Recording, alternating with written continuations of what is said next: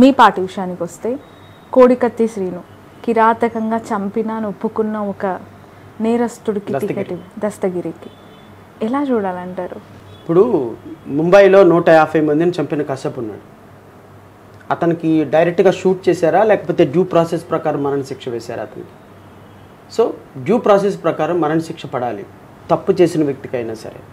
దస్తగిరి చంపారని ఒప్పుకొని చట్టం ముందు దోషిగా నిలబడి అప్రూవర్గా మారాడు.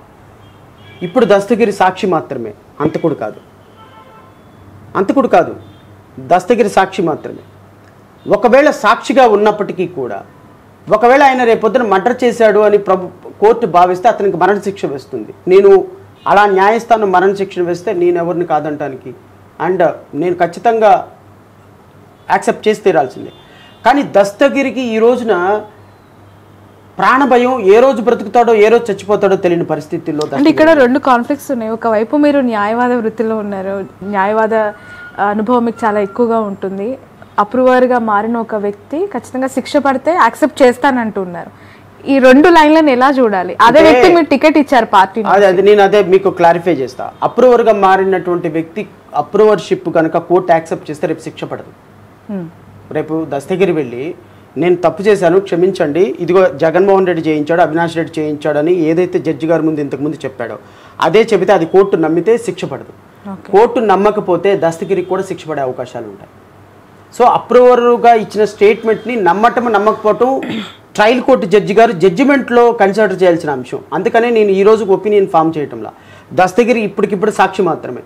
ఈ సాక్షి చెప్పినటువంటి వాంగ్మూలాన్ని కోర్టు నమ్మితే రేపొద్దున దస్తగిరిని విడుదల చేస్తారు. నమ్మలేదు అంటే దస్తగిరికి శిక్ష పడుతుంది. ఇవి రెండు కోణాల్లో నుంచి నేను ఆలోచిస్తే Dastagiri is a human being అమ్మ. ఒక తప్పు చేసినటువంటి నేరాన్ని ఒప్పుకున్నటువంటి సాక్షి. అతన్ని ఈరోజు కనుక వదిలేస్తే అట్లా బతకనివ్వరు. ఈరోజు దస్తగిరికి కావాల్సింది ప్రాణరక్షణ. ఒక తప్పు చేసినటువంటి వ్యక్తి డ్యూ ప్రాసెస్ ఆఫ్ లా ప్రకారమే అతను చంపాలి తప్ప మీ ఇష్టం వచ్చినట్టు నాకు రాజకీయం ఉంది కదా, నాకు జనాలు ఉన్నారు కదా అని నిన్ను చంపేసేసి వాళ్ళ మీద వీళ్ళ మీద నెట్టేస్తే రేపొద్దున ఒక ప్రాణం పోతుంది. నా దగ్గరకు వచ్చి నాకు ప్రాణరక్షణ కావాలి అని అడిగినప్పుడు ఒక రాజ్యాంగవాదిగా నేను అతనికి ప్రాణానికి రక్షణ కల్పించాల్సిందే కదా. అతని భవిష్యత్తుకి నేను భరోసా ఇవ్వాల్సిందే కదా. రేపొద్దున లా ఏం చేస్తుందని that is a different issue. ఈరోజు దస్తగిరి అనేటువంటి వ్యక్తి జగన్మోహన్ రెడ్డి మీద ఎమ్మెల్యేగా నుంచోబట్టి అతనికి ప్రాణాలకి సేఫ్టీ దొరుకుతుందని నేను భావించాను. అలాంటి వ్యక్తులు రాజకీయాల్లోకి రావటం వల్ల దస్తగిరి అనేటువంటి వ్యక్తి ఒక విక్టిమ్. దస్తగిరిని కాకపోతే ఇంకొకళ్ళని వాడుకుంటారమ్మా.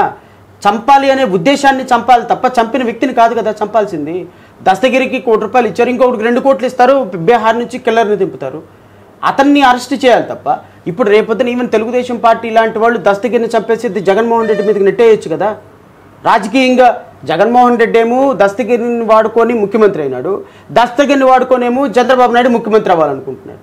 అంటే వీళ్ళిద్దరి మధ్య పాముగా మారిపోయినటువంటి దస్తగిరికి రక్షణ ఎవరివ్వాలి? ఆయనకి భరోసా ఎవరివ్వాలి?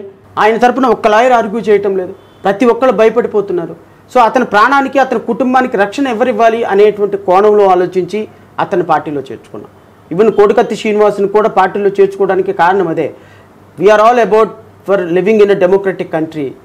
శ్రావణి గారు, డెమోక్రసీలో ప్రాణానికి రక్షణ లేనప్పుడు ఈవెన్ నువ్వు 10 మర్డర్లు చేసినా నిన్ను డ్యూ ప్రాసెస్ ఆఫ్ లా ప్రకారమే శిక్షించాలి అనేటువంటి నమ్మే వ్యక్తిని. సో నేను వాళ్ళకి టికెట్ ఇచ్చిన విషయంలో వాళ్ళని డెమోక్రసీలో పార్ట్ అండ్ పార్సల్ చేసే విషయంలో రాజ్యాంగాన్ని నేను ప్రామాణికంగా తీసుకుంటున్నాను. ఈవెన్ తప్పు చేసిన వ్యక్తి అయినా క్షమించమని అడిగినప్పుడు శిక్షించకుండా క్షమించేటువంటి భారత శిక్షాస్మృతి మనకు ఉంది కాబట్టి ఆ శిక్షాస్మృతిని చెప్పుకొని జడ్జిమెంట్లు చెప్పే నేను వాళ్ళని జస్టిఫికేషన్ వాళ్ళని పార్టీలో చేర్చుకోవటమో టికెట్లు ఇవ్వటంలో 100% జస్టిఫికేషన్ ఉంది అని నేనైతే భావిస్తాను. రైట్. ఇదే Vivekananda Reddy murder issues AP పాలిటిక్స్లో ఎటువైపు వెళ్తున్నాయి మీరు చూస్తున్నారు. 2019 ఐ థింక్ March 15th అని చనిపోయారు. 5 years కంప్లీట్ అవ్వగానే అదే కుటుంబం నుంచి ముద్దాయిలు అవ్వచ్చు, నేరస్తులుగా పరిగణించబడుతున్న వ్యక్తులపై పోటీ అంటూ ఒకవైపు జగన్ గారి పైన మీరు దస్తగిరిని దింపితే అవినాష్ రెడ్డి గారిని విమర్శిస్తూ ఉన్న షర్మిల ఆయనపై పోటీకి ఈరోజు సవాల్ చేసిన పరిస్థితి. ఎలా చూడాలంటారు ఈ ఎంటైర్ ఒక మర్డర్ పొలిటికల్? ఇప్పుడు షర్మిలకి వాళ్ళ అన్నయ్య డబ్బులు ఇచ్చినట్టయితే, ప్రాపర్టీస్ సెటిల్ చేసినట్టయితే షర్మిల రాజకీయ పార్టీ పెట్టేదమ్మా వైఎస్ఆర్టీపీ తెలంగాణలో? కేవలం డబ్బుల కోసమే ఆమె పార్టీ పెట్టింది. మరి దేనికోసం పెట్టారు? డబ్బులు ఇవ్వలేదు, ఆయన షేర్ ఇవ్వలేదు ప్రాపర్టీలోనే కదా. అంటే అంతకుముందే ఆమె ఎన్నో ప్రచారాల్లో పాల్గొన్నారు, పాదయాత్ర చేశారు. ఆమెకు కూడా పొలిటికల్ అంబిషన్, ఆమెకు కూడా పొలిటికల్ ఇవ్వలేదనే, రాజకీయంగా పదవి ఇవ్వలేదు, వైఎస్ఆర్సీపీలో పదవి ఇవ్వలేదు, వాళ్ళ ఆయనకి పదవి ఇవ్వలేదు, వాళ్ళ ఆస్తులు ఇవ్వలేదు అనే కదా ఆమె విభేదించింది అన్నతో. లేకపోతే ఇంకేమైనా పర్సనల్గా వేరే విభేదాలు ఏమైనా ఉన్నాయా? అవి తెలియాలి యాక్చువల్లీ. ఆవిడే చెప్పింది, నేను చెప్పలా, మీరు చెప్పలా. మా అన్నయ్య నన్ను మోసం చేశాడు, నాకు పదవి ఇవ్వలేదు, నన్ను గౌరవించలేదు, ఆయనకి నేను అన్న విడిచిన బాణం అని 4000 కిలోమీటర్ల పాదయాత్ర చేసి అధికారం చేస్తే నన్ను ఇగ్నోర్ చేశాడు. పదవి కోసం పాకులాడలేదని పదే పదే చెప్పారు. పదవి కోసమే షర్మిల బయటకు వచ్చారని ఆవిడే చెప్పింది. నన్ను నా భర్తను గౌరవించలేదని చెప్పింది. వైఎస్ఆర్టీపీ అని తెలంగాణలో పార్టీ పెట్టినప్పుడు ఏముందమ్మా, ఆంధ్రాతో మాకేం సంబంధం, నేను ఇక్కడ కోడల్ని అనింది. వాళ్ళ అమ్మే ఉంది, మాకేమిటమ్మా ఆంధ్రాతో సంబంధం అనింది. వైఎస్ఆర్టీపీని తీసుకుని వెళ్ళిపోయి కాంగ్రెస్ పార్టీని విలీనం చేసి ఆంధ్రప్రదేశ్లో పీసీసీ ప్రెసిడెంట్ వచ్చిన తర్వాత ఈ రాష్ట్ర ప్రజల మీద ప్రేమ పెరిగిందా? వైఎస్ వివేకానంద రెడ్డి హత్య మీద ప్రేమ పెరిగిందా? ఈ ఈ ఈ కోణాలన్నింటినీ రాజకీయంగా వాడుకోవాలనేటువంటి షర్మిల అసలు ఈ రాష్ట్రంలో కనీసం డిపాజిట్ కూడా తెచ్చుకోదు. మీరు కడపలో ఆవిడ నుంచి ఉంటుంది కదా ఎంపీగా, నిన్న ప్రకటించారు. షర్మిలకి డిపాజిట్ కూడా రాదు నా అనాలిసిస్. అంటే వివేకానంద రెడ్డి గారిపై ఉన్న ప్రేమ ఓటు రూపంలో తనకి కన్ఫైన్ అవుతుందని, మద్దతుదారులంతా కూడా ఈమెకు సపోర్ట్ చేస్తారని. అసలు వివేకానంద రెడ్డి గారికి మద్దతుదారులు ఎవరున్నారు? రాజశేఖర రెడ్డికే లేరు మద్దతుదారులు. రాజశేఖర రెడ్డి, వివేకానంద రెడ్డి మద్దతుదారులు అందరూ జగన్మోహన్ రెడ్డికి ఆల్రెడీ ట్రాన్స్ఫర్ అయిపోయింది ఓటింగ్ అంతా. అందుకనే మీరు ఎక్కడ లోగో చూసినా రాజశేఖర రెడ్డి బొమ్మ కనపడదు. రాజశేఖర రెడ్డిని మర్చిపోయినారు ప్రజలు. రాజశేఖర రెడ్డి బొమ్మ మర్చిపోయి జగన్మోహన్ రెడ్డికి ట్రాన్స్ఫర్ అయిపోయింది. షర్మిల వివేకానంద రెడ్డి హత్య కేసుని ఆయుధంగా వాడి తెచ్చుకోవాలని, ఓట్లు తెచ్చుకోవాలనుకున్న ప్రయత్నం నిష్ప్రయోజనం మాత్రమే. ఈవెన్ సునీత కానీ షర్మిల కానీ వీళ్ళలో బేస్ లేని ఆరోపణలు, రాజకీయంగా ఆరోపణలు చేస్తున్నారు తప్ప నిజంగా వాళ్ళకి ఈ రాష్ట్ర ప్రజల పట్ల ప్రేమ లేదు, వైఎస్ వివేకానంద రెడ్డి గారి హత్య పట్ల వివేకం లేదు. బట్ సునీత ఎఫర్ట్స్ని మాత్రం నేను అప్రిషియేట్ చేయాలి. షర్మిల రాజకీయంగా వాడుకుంటుంది కానీ సునీత యాజ్ బీయింగ్ అ డాటర్గా she's fighting, she's giving a good fighting. Because ఆవిడ వల్ల ఈరోజు ఈ కేసు ఇంత స్థాయికి రాగలిగింది.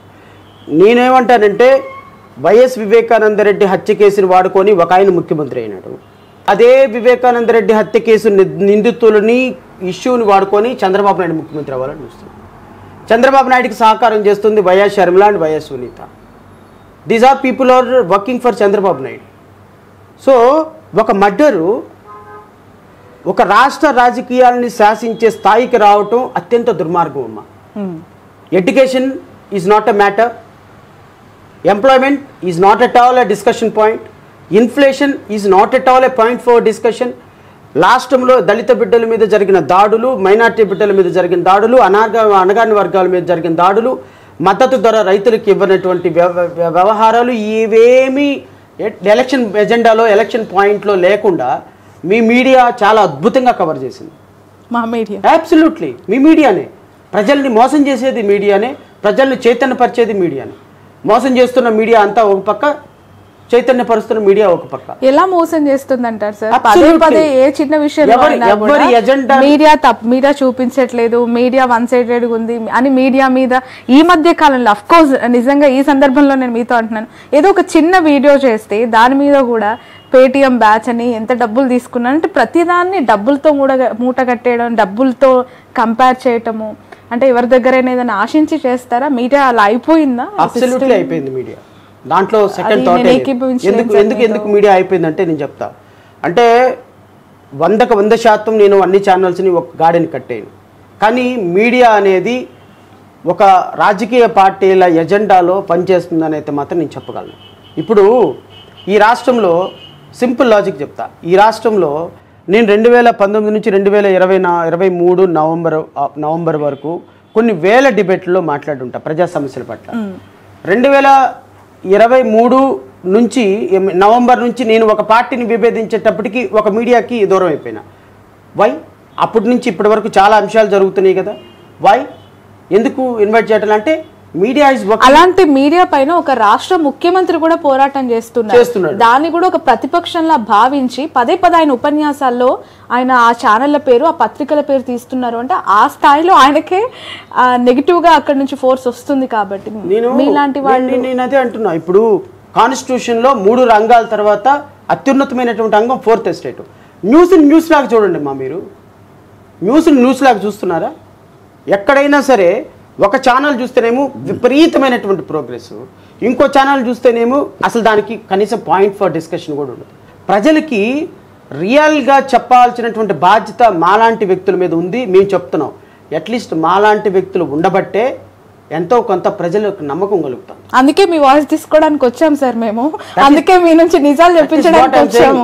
బట్ అన్ని మీడియా సంస్థలు ఒకలా ఉండవు, అన్ని మీడియా వ్యవస్థలు ఒకరికి అనుకూలంగా పని చేయవు. ఖచ్చితంగా డిఫరెన్సియేషన్ ఉంది. మీ న్యూట్రాలిటీ ఉంది అని నేను అంగీకరిస్తా. కానీ ఈ న్యూట్రాలిటీలో మన ఫోకస్ ఎంతవరకు వెళ్తుంది, ప్రజలకు ఎంతవరకు రీచ్ అవుతుంది అంటే ప్రజలు కన్ఫ్యూజ్ అయిపోతున్నారు. ఇది కరెక్టా, అది కరెక్టా, ఇది కరెక్టా, ఏది కరెక్ట్ అని కన్ఫ్యూజ్ అయిపోతున్నారు. రాష్ట్ర ప్రజలకి వైఎస్ వివేకానందరెడ్డి హత్య కేసులు వాడుకొని చంద్రబాబు నాయుడు తెలుగుదేశం పార్టీ మరలా ముఖ్యమంత్రి అవ్వాలి అనుకొని ఎజెండాతో పనిచేసింది. నేను దీన్ని ఖండిస్తా. దస్తగిరిని వాడుకొని ముఖ్యమంత్రి అవ్వాలని చంద్రబాబు నాయుడు, ఇంకొకళ్ళని వాడుకొని చంపేసి ముఖ్యమంత్రి అవ్వాలని జగన్మోహన్ రెడ్డి, ఈ ఓవరాల్ ఇష్యూ మొత్తాన్ని తమ స్వప్రయోజనాలకు మార్చుకుంటున్నటువంటి ఛానల్స్. వీటిల్లో ప్రజలు పిచ్చోళ్ళైపోతున్నారు. ఫైనల్గా నేను చెప్పాలనుకుంది ఏంటి అంటే, ఈ వైఎస్ వివేకానందరెడ్డి హత్య కేసు 2019లోనూ ఎలక్షన్ పాయింటే, 2024లోనూ ఎలక్షన్ పాయింట్. వీళ్ళిద్దరూ గెలవకూడదు. మరి ప్రజలు నమ్మలేదు అంటే వీళ్ళిద్దరూ గెలుస్తారు. ఇప్పుడు ఆపరేషన్ లేకుండానే మోకాళ్లకు ప్లాస్మా ట్రీట్మెంట్. మీ ఆర్థోపెడిక్ సమస్యలన్నిటికీ రోబోటిక్ టెక్నాలజీ ద్వారా తక్కువ ఖర్చుతో శాశ్వత పరిష్కారం. Free consultation. ప్రతి ట్రీట్మెంట్ పై 20% డిస్కౌంట్. ఈ ఆఫర్ కొద్ది రోజులు మాత్రమే. త్వరపడండి. V9 hospitals 9281465842.